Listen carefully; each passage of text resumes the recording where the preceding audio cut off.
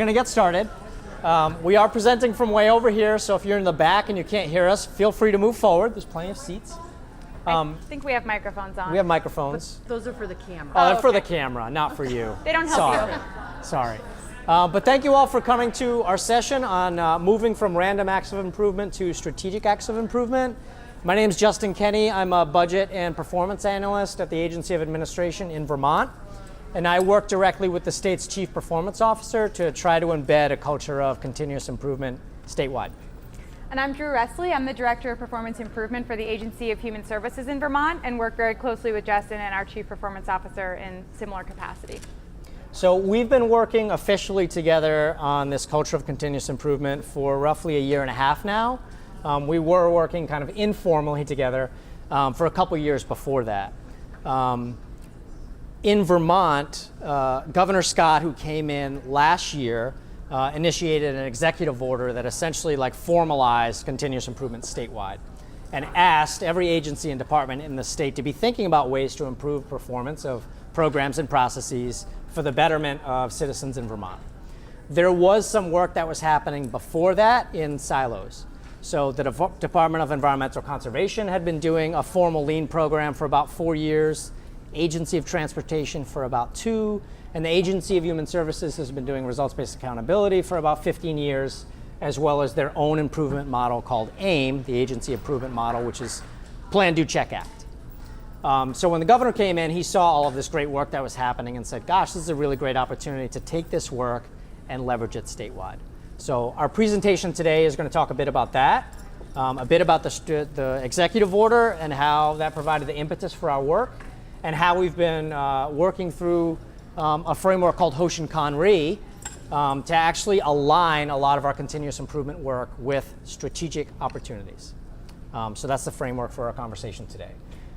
Do you want to add anything? Just that what we hope to convey by the end of this presentation, and hopefully we'll have some time for discussion and questions, are all the lessons learned, or at least some of the hardiest lessons learned from the past year and a half, because that will color what we do moving forward. And there has been a lot of meaningful reflection that I think will resonate with you.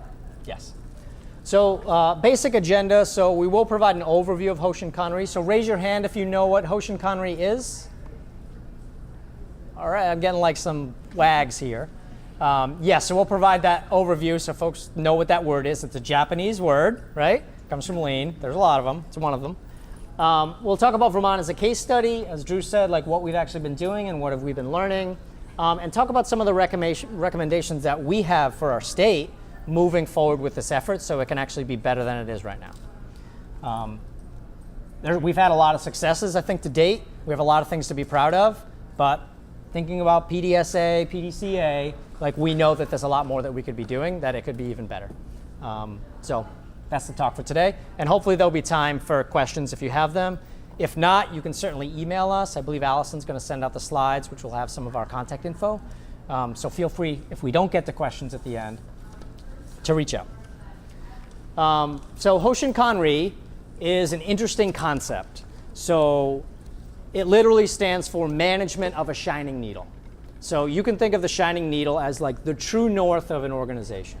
So in my mind, it's fundamentally different than strategic planning, which that phrase in and of itself is just about the planning, but not the deployment of that plan. So Hoshinkanri is really about what is the plan and how do we operationalize that plan throughout the organization so that every employee sees themselves as contributing to some sort of greater goal, right? Seems simple to do? Maybe? No. Super complicated, right? Like everything, the theory is amazing, and when you try to actually implement it, that's when you run into challenges, right? And it's especially hard, in my opinion, in government, given some of the structures that we have, given turnover of leadership, some staff, right? A lot of siloing happening where people actually don't see themselves as part of a greater whole.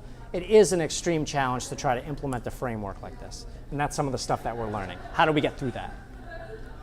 So the basic premise of Hoshinkanri, step one is all about leadership, setting a vision, and literally committing the organization to 1 to 3, what we call breakthrough objectives, strategic intents. So making some tough choices and making decisions about what are we going to focus on? What are we going to align resources towards? What performance measures are we going to track that are going to let us know whether or not we're getting there, right? So that's the first step, is leadership saying this is the primary focus for the next year, for the next 3 years, for the next 5 years.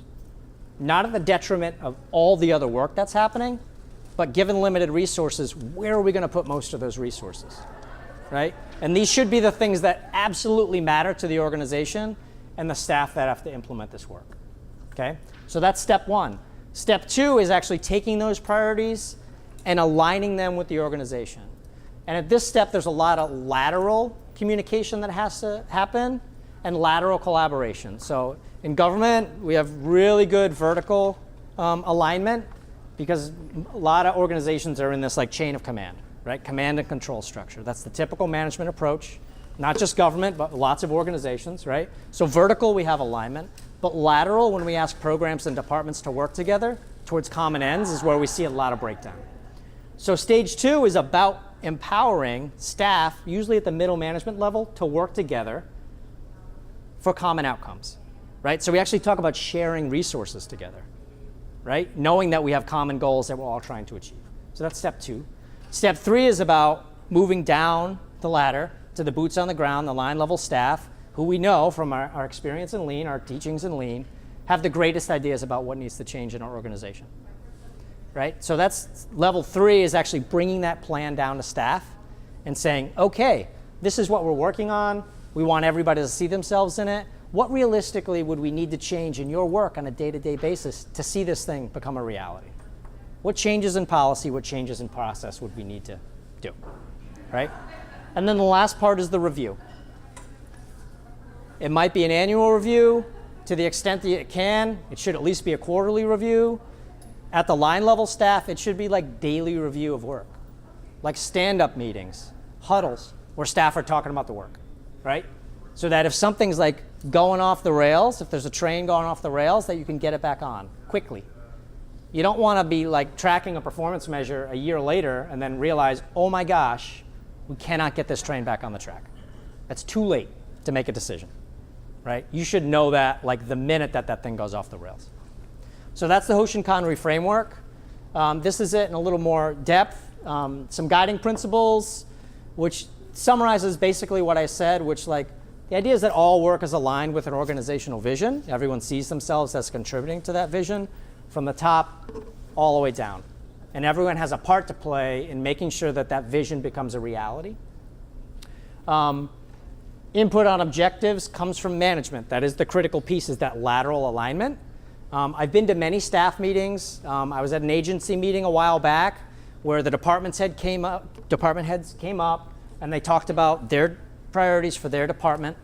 And then another department would come up and talk about their priorities for their department. And the third one would come up and talk about their priorities for their department.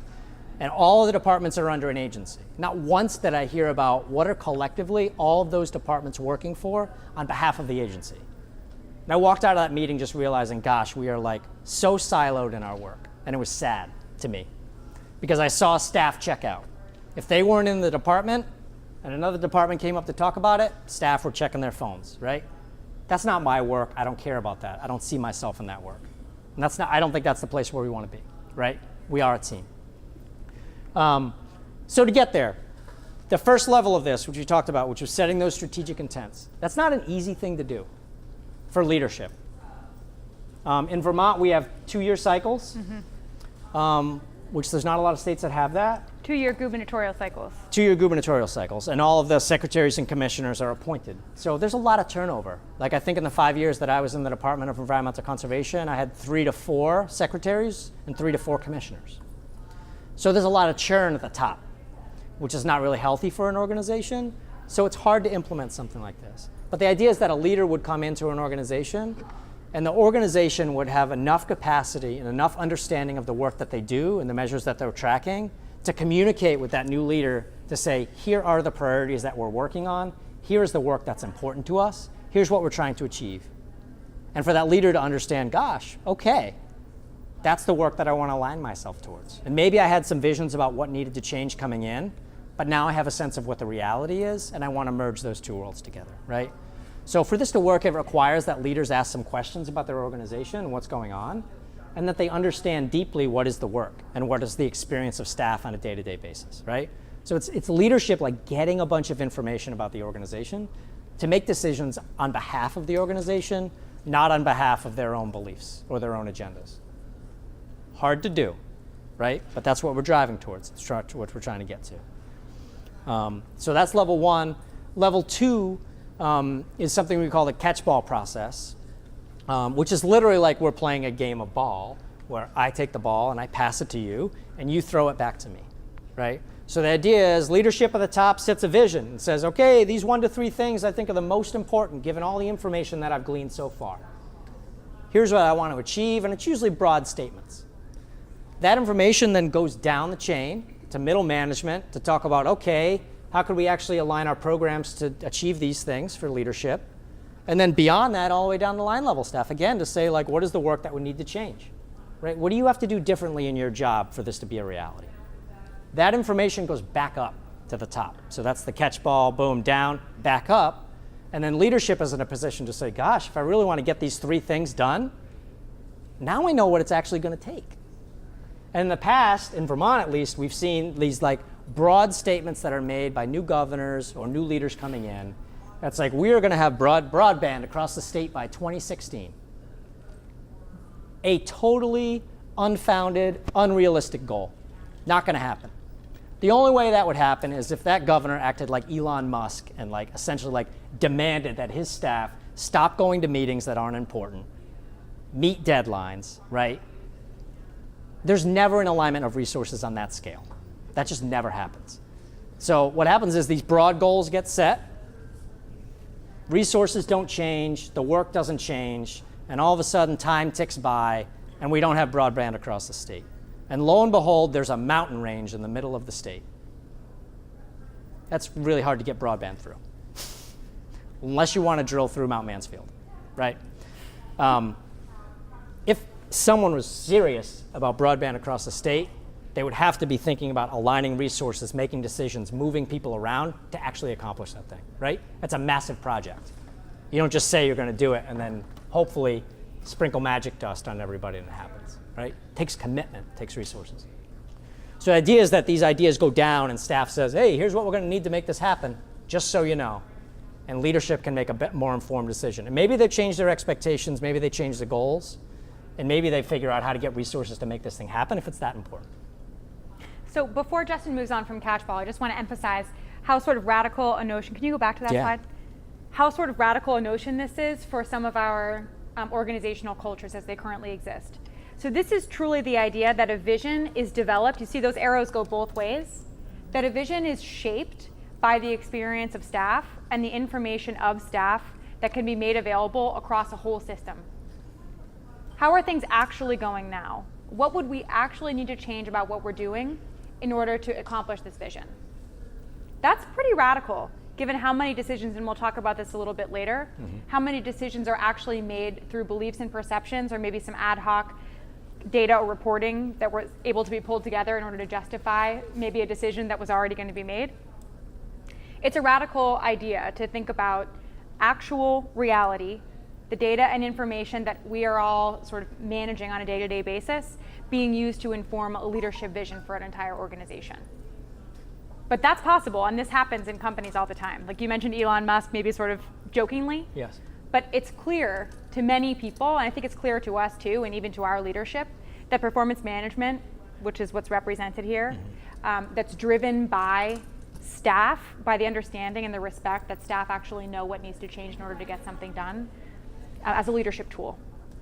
And this is not, which is what typically happens in strategic planning, me as a leader going to each of my departments and saying, what are your priorities for this year? What are your priorities? What are your priorities? What are your priorities? Send those to me in 2 weeks and we'll pull together a plan. In this Excel spreadsheet. In an Excel spreadsheet, yes, indeed. This is not that, right? It's like thoughtful conversations about this. What are your priorities? What are your priorities? Your priorities, your priorities. Let's talk about that collectively as a group, because you are like a board of directors for this organization. And then let's come up with strategies together, right? And how are you all going to work together to achieve this thing that we believe is important? Step 3, strategy deployment. So this is where it actually like rubber meets the road, right? So plans developed. It has to be deployed, it has to be managed, it has to be reviewed. So this is where a lot of the typical lean work comes in, right? Where you do Kaizen events, continuous improvement events, you're tracking performance measures, you're having your huddles, your stand-ups, Gemba, all that stuff, right? It happens actually in the deployment of a strategic plan. So it's not random process improvements that are happening. It's process improvement activities that are thought about in the context of strategy, right? So we know that these improvements are important to the organization, and they're important to actually follow through on implementation, right? Projects that matter, that have real implications for the services we're delivering. I'm going to get on my soapbox for a minute. There's 2 words there, Kaizen and Kaikaku. Who knows what Kaizen is? Should be 100%, but. Kaizen means continuous improvement, so change for the better, Kai and Zen. There's another word up there, which is Kaikaku, which usually means like radical change. Somewhere along the line, consultants started doing a lot of consulting work with government agencies and created what I call the cookie cutter approach to lean, which is 5-day Kaizen events. Kaizen, in terms of concept, is really about continual growth and improvement on an incremental level. So a 5-day Kaizen event is an oxymoron. 5 days in a room is not about incremental improvement. It's usually about like massive process re-engineering and change. So to actually call something a Kaizen event, if it's 5 days or 3 days, I feel is a misnomer. Kaikaku is the actual word for that. I think it's important when we're working with staff on improvement projects to let them know explicitly what the expectations are and what it is we're trying to achieve. So yeah, if we're talking about continuous improvement activities, I think we should be talking about like day-to-day work, right? Like small little changes that I can make to my work in 5 minutes every day, right? Or I might get together like a meeting of staff for like an hour and use a fishbone analysis on an issue that we're facing. That's continuous improvement. Continuous improvement, Kaizen as we know it, should come out of standardization of work, right? But it is not getting in a room for 5 days, coming up with this massive implementation plan that likely will fall off at some point because of the resources involved. And I see some smirks and smiles because that's people's experience, right? Massive resource commitment, 5 days, which means a massive project in most cases. So that's the difference between those 2 words. You can look it up. I really like to be explicit with staff. What are we trying to achieve in this event? Is it continuous improvement? Is it standardization? What is it that we're trying to do? I think it's helpful. And then the last piece, that review. So review requires strong communication up and down the chain and laterally, right? And again, you should be checking measures of progress on a regular basis. So, and I've seen it many times where strategic plans get developed and they sit on a shelf, and then the annual cycle comes up and it's okay, everybody, report your measures to us, tell us how you did. But there was no management from the point that that planning started to the point when that year was up. There's actually no management of the work, right? People did their work, of course, fighting fires the entire time, but no one actually managed to the strategic plan. And in a sense like that, it's not actually strategic, but it should be. Which is why when people say strategic planning, often people like roll their eyes and they're like, yep, create another plan again that we're never gonna look at, right? And we wanna break that cycle, we really do, right? Should be an important document, again, that everybody sees themselves in. So this is the summary of that, essentially, which, as I talk about it, you know, I hope you're seeing that the foundation of that is really the Plan, Do, Check, Act, or what we like to try to call in Vermont the Plan, Do, Study, Adjust cycle. And again, another way to be explicit in wording. So Edward Deming, who folks might remember, essentially coined the PDCA cycle off of the Shewhart cycle. And many decades later, he recognized that he actually got it wrong, that it's not Plan, Do, Check, Act, that it's really Plan, Do, Study, Adjust. When we use the word check, or essentially it's kind of like a passive activity. It's like, oh yeah, did we achieve it? Check, good, move on, right? But that's, using the word study is vastly different because it requires us to get into a learning mode where we're actually asking interesting and curious questions about what worked and what didn't work, right? this is supposed to be a learning cycle. And I think that's what we're trying to embed in the staff that we work with in Vermont is PDSA, either big PDSA or small PDSA cycles. It's about learning. It's about developing a hypothesis that you like, which is an educated guess, right? But you feel strong in it, confident. It's about testing that hypothesis and studying, like the scientific method, whether or not it actually worked or not. And then thinking about, well, what do we do? If it worked, do we scale it? Do we standardize it? If it didn't work, is our hypothesis wrong or our assumptions wrong? Let's go back to the drawing board and come back into the PDSA cycle. Hopefully this time a smaller version of it.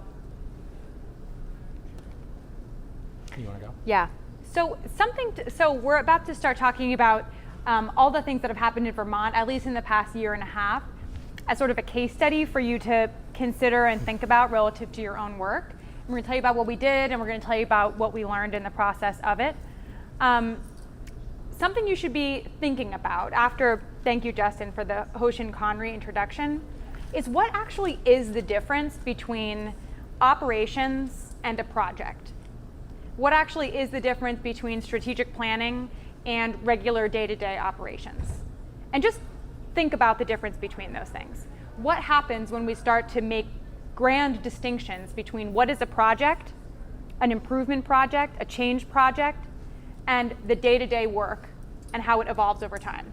What is actually the difference between managing towards what we're trying to achieve, managing towards our mission, and what is a discrete, boundaried strategic plan?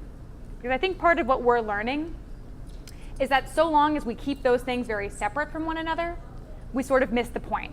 We miss the relevance and usefulness test for all the things that we actually ask staff to commit to doing. Why is a project to implement technology or a project to improve performance any different or somehow like more magical than just realizing in the course of your day that you could be doing something differently and then trying it out?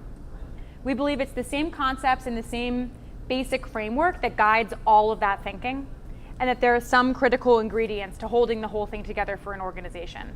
And in our experience, focusing on helping people use problem-solving skills to improve performance and process across Vermont state government, we've realized that a lot of those critical pieces are sort of missing in the organizations that people are working in. So a real leadership connection and ability to speak to the mission of the organization, an understanding of what that means in terms of measuring and understanding how things are actually going. An understanding of what are all the resources and the capabilities, like the stuff that we have to work with, that actually get that stuff done. And then a curious enough or sort of brave enough questioning mind to then wonder, to what extent are those things we're committed to actually doing what we thought they would? And then how do we want to course correct? Because we're pretty sure that it's sort of those basic questions, ends to means, plan, do, study, act, which we'll talk about, that are like the common sense management framework for any organization. But somewhere along the way, we lose sight of that thinking. And that's where we sort of find ourselves at the point of a year and a half into this, looking to make recommendations back to our leadership. It's how can we help be more strategic from the start? How can we help sort of unlock the potential of each of our departments or units or divisions and our agencies that encompass all of that by asking the most basic questions of leadership at every level, starting from there. So we'll talk about it, but I wanted you to think about what really is the difference between strategic planning and just managing my program or my division. What really is the difference between a performance improvement project or a process improvement project and just recognizing that I need to adapt or adjust to something in the moment where I'm experiencing change? So one simple example of that, if folks remember with Cindy and Jamie when they were up this morning, Yeah. do you remember the New Year's resolution scene, right? And Jamie was like, yeah, I'm getting like 20,000 steps, right? So for Jamie, that was at the January 1st, her strategic plan, right, was I'm going to do 20,000 steps a day, right? In order to accomplish that, she had like to change her day. She had to change the work, right? And potentially like in January, she was realizing that I'm not hitting that 20,000 steps just like walking around from place to place. She made a change. I'm going to start walking in place, right? That's the changes she made, and she needed to sustain that over time. And so guaranteed, like she's checking that every single day, monitoring the performance to see if she's actually on track. And maybe she hits 15,000 one day, and maybe the next day she's going to try to get 25 to make up for that gap. And what are a couple of reasons why she did that? Like, what are a couple of reasons why she followed through on that New Year's resolution? Just that came out through the scene. Yeah. 70 pounds, yeah. It mattered. There was something about achieving that mattered to her. There was sort of intrinsic motivation. That's similar to the intrinsic motivation of each of our organizations to accomplish its mission, right? What else made it possible for her to do that? She was focused, right. She thought about it, as Justin just said, on a sort of day-to-day basis. And she couldn't really not think about it because she had to walk somewhere, right? She couldn't just not walk, really. Right. And so in a similar way, strategic plans shouldn't be peripheral or irrelevant. It should be something that you're constantly confronting every day because it's a change that actually matters that much to making a difference.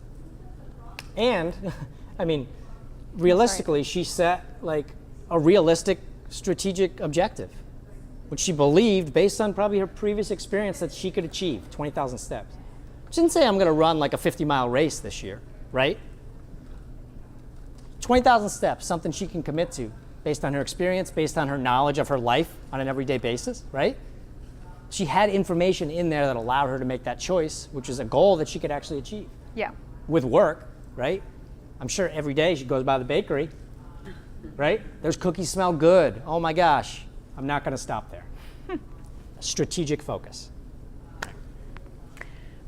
So it's a good segue into what's actually been happening in Vermont, a lot of which we can claim a lot of successes about, and then a lot that has presented a lot of challenges that we're interested in on this sort of journey to continuous improvement as an embedded culture across state government. So Governor Scott came into office and named 3 major priorities: strengthening the economy, make Vermont more affordable, and protect the most vulnerable, which I always sort of snarkily say, we don't really know what that means, but Who's vulnerable? Who's vulnerable? We're all vulnerable. But anyway, modernization and efficiency. So he also had this sort of theory of change that if government could modernize itself, could become more efficient, then it could pursue those priorities in more integrity, basically, with more integrity. So he established this executive order that you see at the bottom of that screen called Pivot, the program to improve Vermont outcomes together. So the key elements of Pivot are sort of simple to talk about, but complex in actuality. So Justin mentioned that he and I have been working sort of informally together for a long time before this year and a half that we've really been working closely together. Different agencies, different language around continuous improvement, different frameworks that had been embedded or changed or saturated over the years. Lean at DEC, results-based accountability at the Agency of Human Services. But we realized that ultimately we were talking about the same thing. How do we use the information that we have about our organizations that matters most to drive change? How do we make sure that that change is something that empowers staff and engages staff in the process of coming up with ideas based on their actual experience? How can we find ways to do the things that we're supposed to be doing better? Better meaning cheaper, better meaning increasing capacity rather than depleting capacity, better meaning fulfilling the potential of every program or every unit. Better meaning less burden on staff. Getting the stuff that's unnecessary out of the way. So, where we started was with a need to understand how do we approach this from a systems perspective and not a siloed perspective. Because we can continue to keep doing our own thing, but we actually know that we're managing a lot of the same processes across organizations and could continue to buy duplicative services, duplicative applications. We could make a lot of improvements in isolation that actually don't save the state any money, or don't actually realize the implementation of what really works best across the organization, right? So as an example, the Agency of Human Services has increased or improved performance around case management many, many, many times, right? Case management is a critical process within an agency that provides social services. How do we work with our clients? How do we manage their information? How do we help them achieve their goals? We have over time implemented something like 300 different case management automation applications or technology applications. So staff across our agency, are using basically 300 different types of tools to work with clients. How can you learn about what's working best to work with clients when you've got 300 different applications, 300 different processes basically underpinning those? Is AHS the only organization that does case management services? No. We might call it by a different name in another organization, but we are managing the information of clients and customers all over the place, right? So the inventory of service domains, programs, and activities, although it's sort of oddly named, the SPA matrix as we lovingly refer to it, was an attempt at drawing up a blueprint of state government that wasn't based on department or division or unit or agency, but that was based on the type of services provided towards a common outcome, like housing services, employability services, financial assistance services, licensing services, permitting services, and the common activities across all of those agencies and departments so that we could isolate, oh yeah, this thing we call case management over here is actually very similar to what we're doing over here, even though we call it something else. What does doing that kind of thing allow us to do? Why would you draw up a blueprint like that? You want to customize all your programs and reduce them down because you're sharing, and then you'll be able to reduce the amount of the 300 applications for you, maybe 100 for him, and at the end of the day, you're going to have an efficient program that you're going to be able to use across all state agencies. Yeah. So we've got limited resources in Vermont state government. I don't know if you guys experienced that in Connecticut. Turns out we can't just like get new applications whenever we think we need them or have a good idea. We have to use the limited resources that we have well. If there is a grants management application that's working super well at the Agency of Transportation, I want to know if I can leverage that at the Agency of Human Services. We had no real way of connecting the dots between those common things we were doing and what tools might actually support us across the board. Similarly, we had no way of leveraging improvements. So if DEC was going to undergo this really interesting licensing project, or I don't know who, if the Agency of Agriculture was going to purchase this new special software that was going to help them manage case notes every time they sent an inspector out to a farm, I would want to know at AHS if I could leverage that same tool every time a home visitor went to the home of a new potential foster family. So it increased our ability to be able to see across the silos and say, how could we really operate a little bit more functionally as a system? How can we leverage improvements? So that's the SPA matrix. Targeted action planning was the idea that maybe it's possible for every cabinet member, this was really sort of a governor's ask, but for every cabinet member to isolate the three, well, let's say 2 to 4 projects or process improvements that could really carry a lot of leverage to making improvement in performance generally across the organization. I think this was a little bit of an ambitious ask to start off. However, we wound up with targeted action plans, so the idea that these 3 projects are really important across the board. At the Agency of Human Services, our secretary said, I would like to re-engineer the grants management process. I'd like to re-engineer contracts and procurements. And I'd like to re-engineer how we do sort of universal screening for clients. So those are some examples, big projects, system-wide. Yeah. We ended up with a statewide permitting project that collected all the agencies that do permitting in the state. Realized there's 209 different permits, right? Different types of permits. Different types of permits. And we realized, gosh, for a customer coming in, not sure what permit they need, like that is not easy to decipher 209 permits across multiple web pages. So we're working together to think about what is the customer experience for the permitting value stream, regardless of who they're going to. How do we get that customer to the right person at the right time, right? Never would have happened before, that type of collaboration. Yep. So the third major component was these coordinated continuous improvement activities and culture.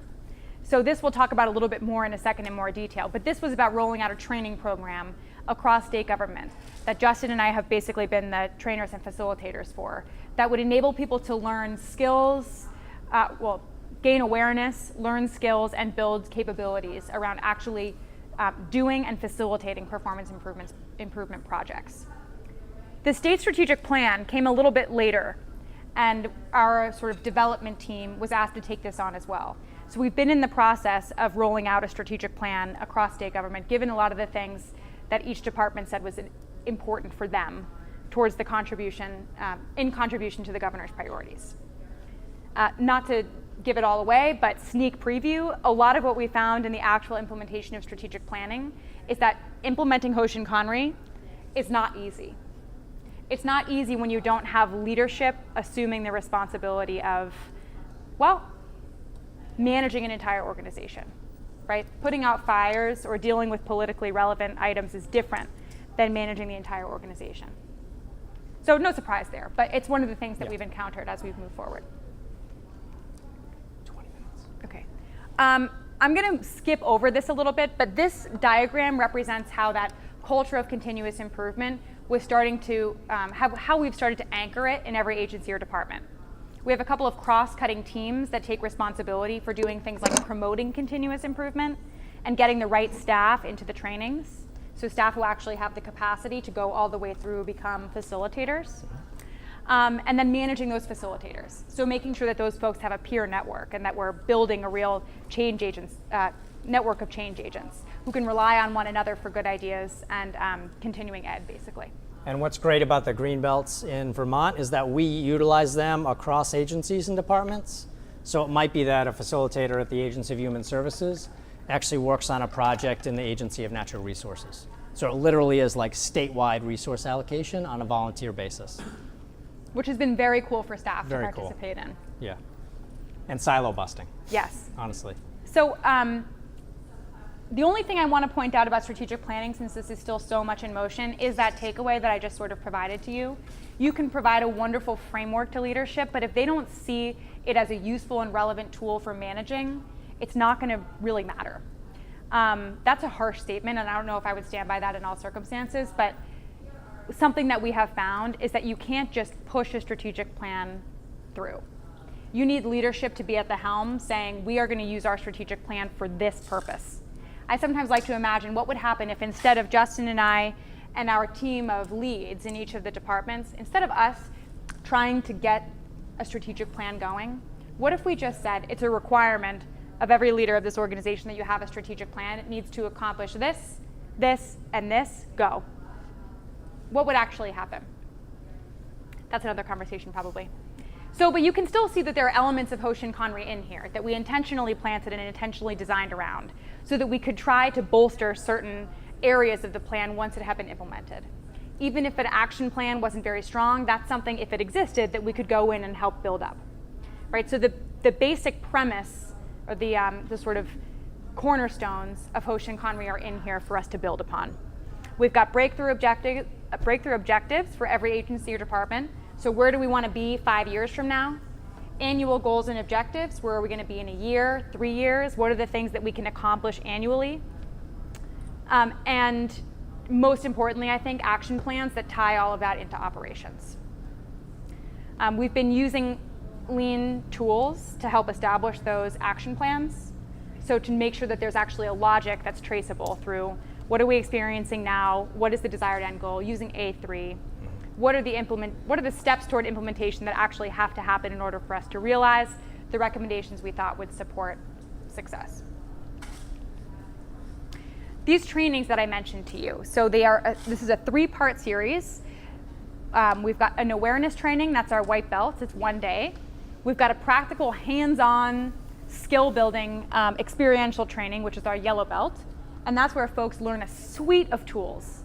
So Justin said there's this sort of cookie cutter lean mentality, which are these 5-day Kaizen events.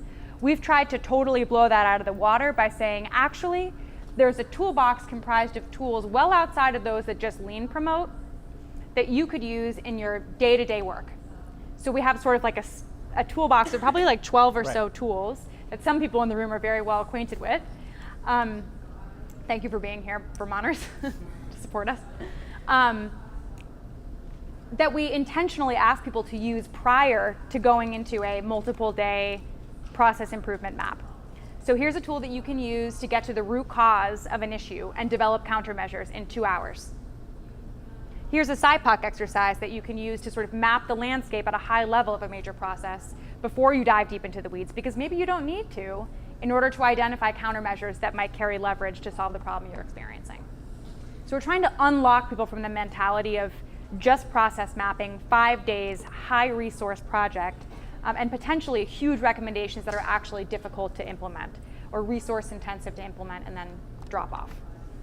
Essentially, we're like trying to strengthen people's problem-solving muscles, right, to the extent that we can. Yeah, So Justin's like a personal trainer. yeah, personal trainer. He's like, yes, I'm going to use that. No. So in the trainings, we teach the alignment of 2 frameworks primarily, all of them based in Plan, Do, Study, Act. But those 2 frameworks are results-based accountability and lean. Anybody familiar with RBA? Great. And I'm assuming everybody's familiar with lean, but who considers themselves as an active practitioner of lean? Okay, good. So even spread, basically. The easiest way to talk about how we've aligned these 2 frameworks is to use these 2 quotes that Greenbelts came up with in the process of learning all of this. And we really should credit them with it. Chris Ray. Okay, thank you. Chris Ray. And I think Andrew Lang was the other one. Yeah, probably. So you can run faster in the wrong direction is the first one. So it's not just about efficiency. It's about efficiency towards a desired end, right? And then the other one is you can hit the target but miss the point, which I think is a really good one. That's the best one. But the idea that if we set arbitrary targets, or if we take for granted the things that we do and just try to improve them anyway, we'll be missing the point of the whole exercise, which is to get the most out of the resources that we have, to ensure that every program or every strategy has the opportunity to fulfill itself or to realize its potential so that we can really actually learn from it. Did this work to have the impact that we thought it would? So all of this is sort of founded in the idea that we can do ends to means thinking. So this is very common sense. If you read these questions, I'm sure that in the course of your day or even your drive home from this conference, you'll find yourself somewhere in this thinking process. What am I trying to accomplish, right? Why am I doing this thing at all? What am I doing? Why does it matter? That's the first question. What are the desired ends that I want to accomplish, that we as a unit want to accomplish, or as a program, or as a whole department? How are we actually doing, right? This how's it going question is something that Justin and I have been really ruminating on in these lessons learned. Focusing on the sort of reflection. How are things actually going? What helps you understand how things are actually going?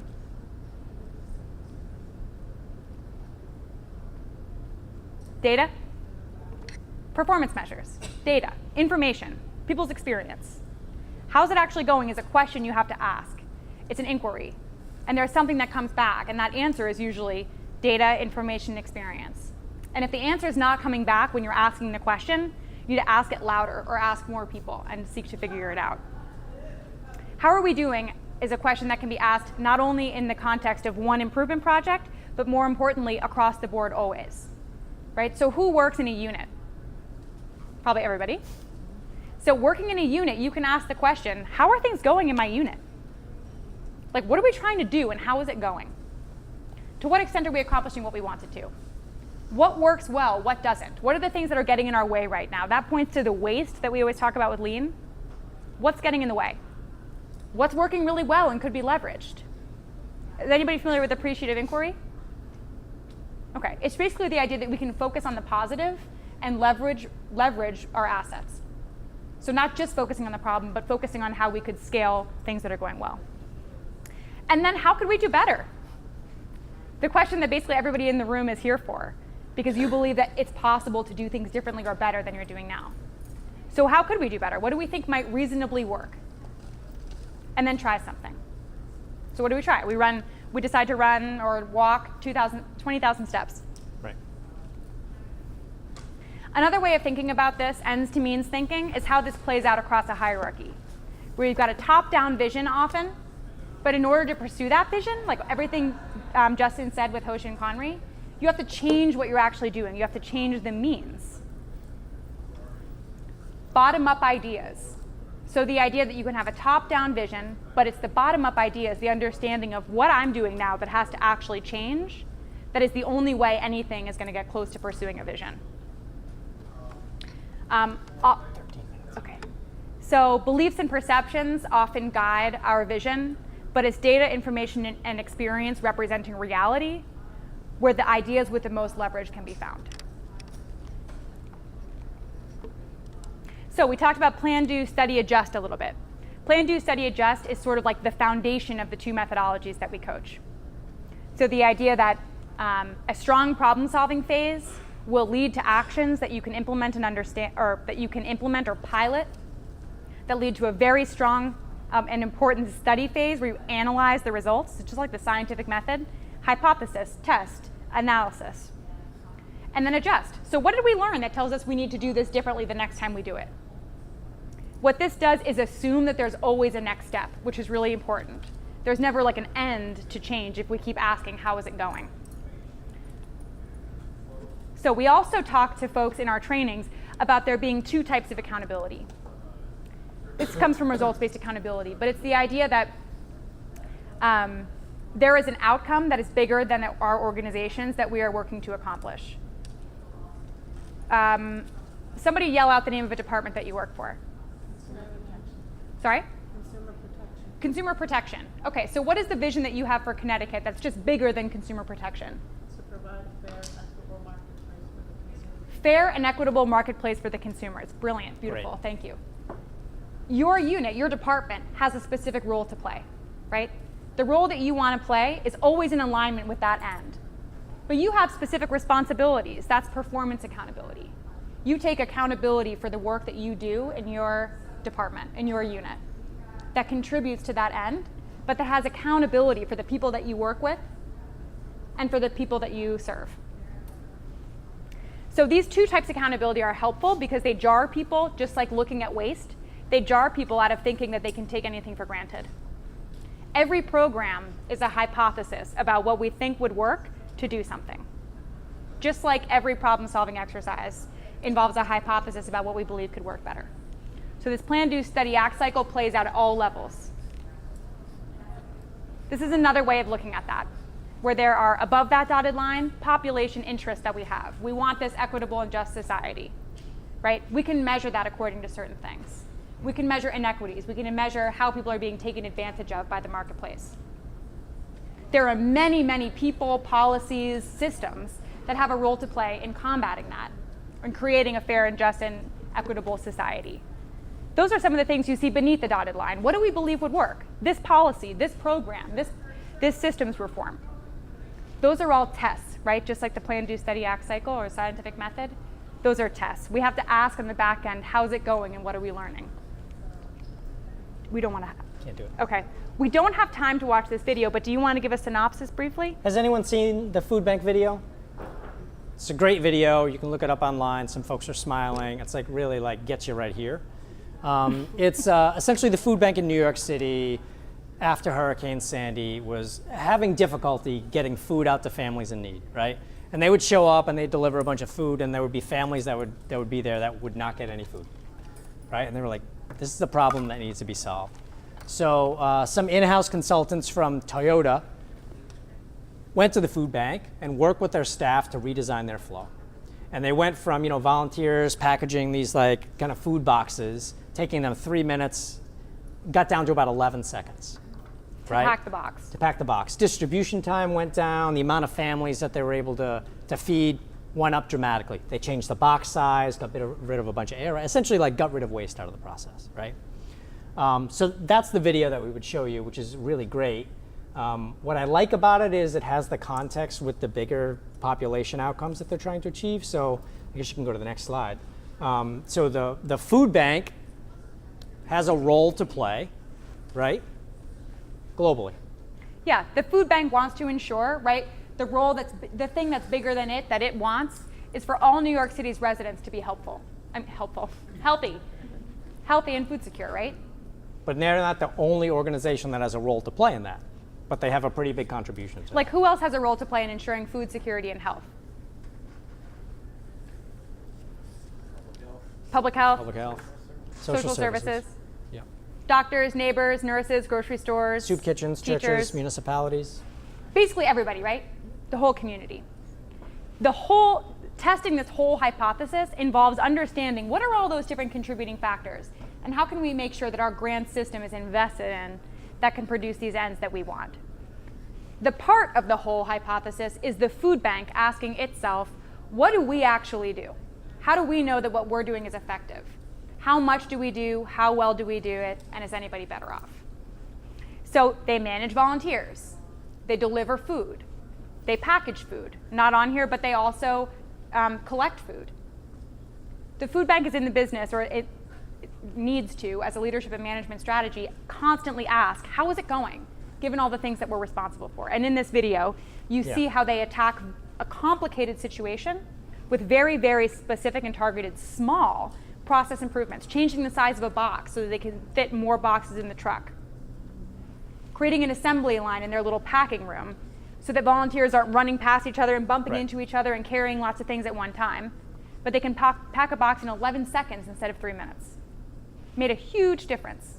And all of that is about the food bank investigating its responsibility.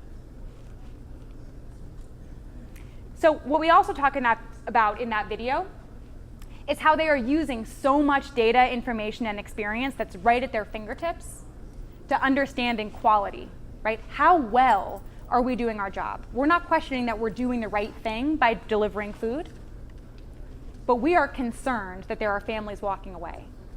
There is a percentage of families that leave without food. That's a trend line that we're not willing to accept. So what are we going to do about it?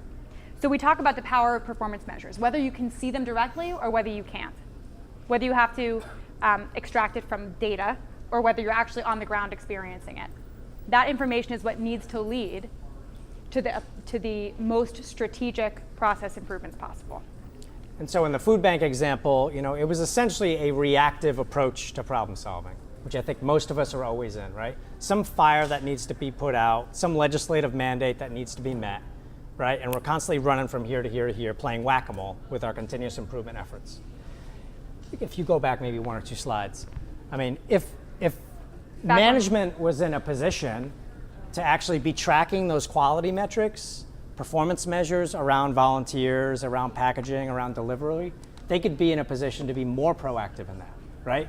If they were asking interesting questions on a regular basis about like, how are we doing in our packaging, right? How are we doing with volunteers, volunteer retention, and volunteer training?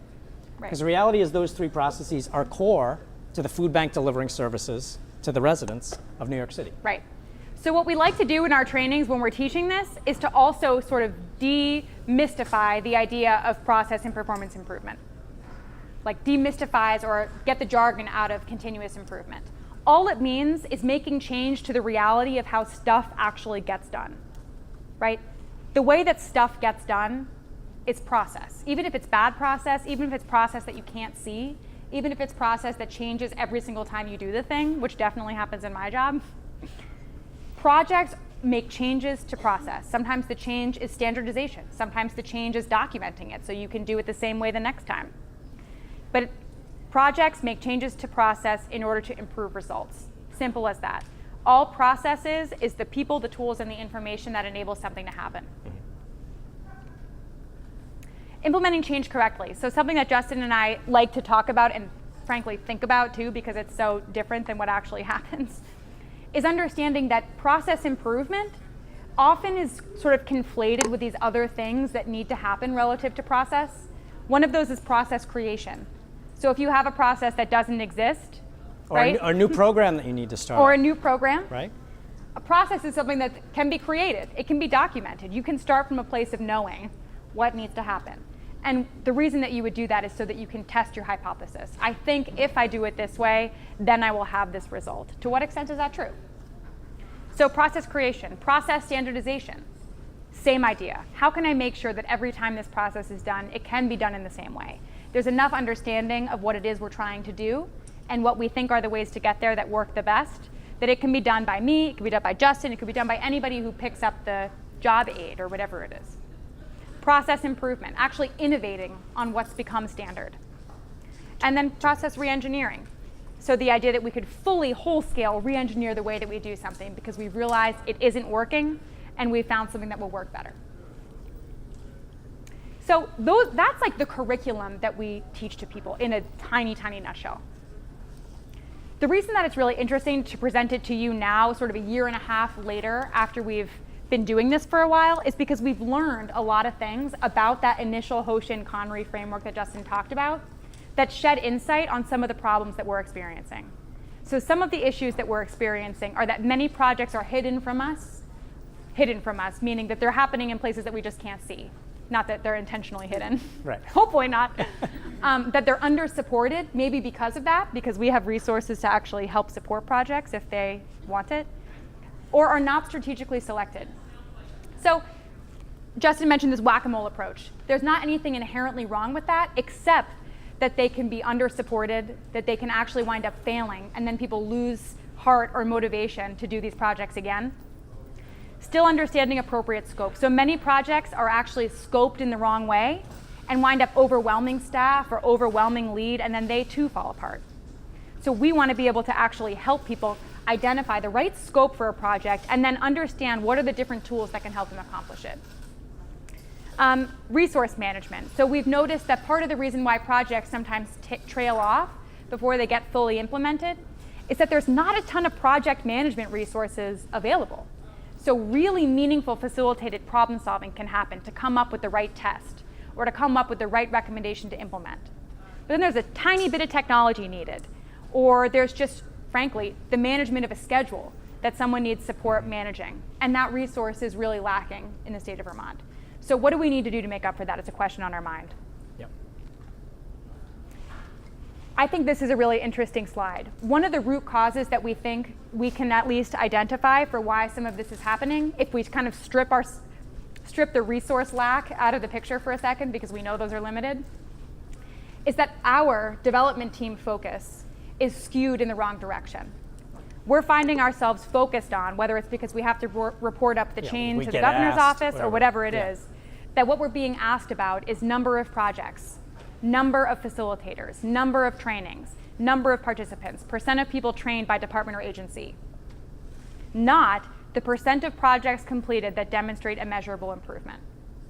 We believe that if we were laser focused on that last bullet point, that we might resolve some of this whack-a-mole challenge, that we may actually see some shift toward the actual Hoshinkanri framework, where we've established what it is that's priority for making measurable impact across the state, and that we've assigned our limited resources to take care of those. Just as an example of something we're thinking about. Maybe it would be fewer projects. Maybe it would be fewer staff trained, but at a higher level, right? Our strategy would change. Exactly. So you see some of those recommendations here.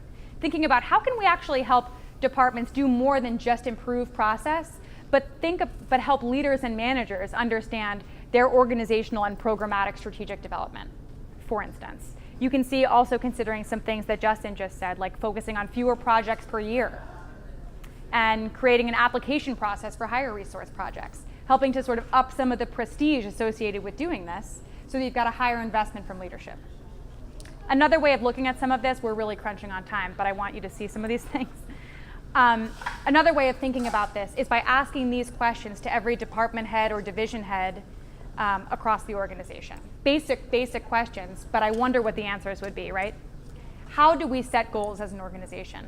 What's our mechanism for setting goals in a standard way? Looking at Kevin at AOT in Vermont, because we've recently been talking about these things. How do we identify measures and actually collect data about the stuff that matters to us most? How do we identify and prioritize strategies to improve? That's the critical question that we need in order to understand how to support with problem solving and lean resources, right? And then this is an example of how you might find certain answers propping up. What is a process that helps you actually identify goals, meaningful strategic planning, and a meaningful decision-making process like a governance system? Right, so these green bubbles basically just represent the fact that there are processes that exist underneath those questions. But to what extent do these processes actually exist in a real way in our organizations?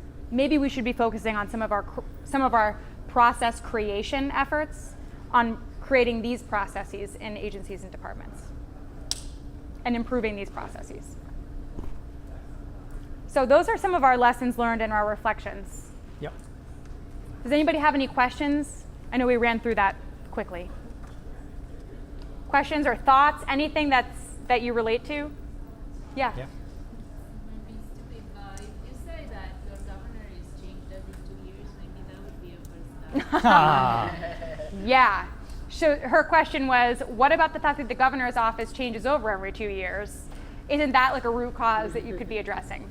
In fact, the governor's office usually stays around for 2 terms at least, but there's still changeover among the cabinet. I think every governor has thought about changing that law and it hasn't gone anywhere. Yeah, Vermont's really about local control, and so there's some they wouldn't want to give up the control to kick somebody out if they didn't like them. But we still gripe about it all the time. Yeah. Was there another question over here? Yeah. How do you manage expectations for the top, right? If it's coming from them and their priorities are what they are, how are you able to inform them of managing their expectation around the project? That's a great question. One way I'll answer, and then maybe Justin wants to supplement, is if you think about that top-down vision, bottom-up ideas. Right. We've been talking with our steering committee, so folks from across every agency or department, about the need to create proactive recommendations that are very targeted and that could very easily be publicized, but that are essentially about these are the lessons learned, and our recommendations to address all of the root causes here are these things. And to sort of force explicit choices. And I think that's something that we can do as staff, is try to make the choice that's on the table actually explicit. Well, yeah, and your question made me think about Gemba, like going to the real Right. place. Yeah. And to the extent that we can make sure that the reality that is happening on the ground level is actually brought up to the leadership level, because often there's quite a disconnect between those things. The more that we can do that, I think the more there will be alignment between expectations of what the leader has and what the expectations that the staff has. And actually piggybacking off of that, how many people have ever been in the position of feeling like you need to sugarcoat reality in order to satisfy an expectation? So not sugarcoating would be another way of doing it. So we have real, legitimate, amazing successes to claim, and also some things that we drew our root cause issues from, like actual challenges that need to be resolved. And if those things can be presented honestly, it's more difficult to reduce into a sugar-coated talking point. To be blunt, Yeah. with no time left. Any other questions? Yeah, so we'll send them to Allison. Allison, you're going to send the slides out, right? Yeah. Excellent. You heard it from the horse's mouth. Excellent. Allison will send the slides out. Yeah. Yeah, Nancy. No, if you registered, she'll get it to you. I'm just making promises I can't deliver. Okay, well, thank you so much. You email us if you have any other questions. Thank you.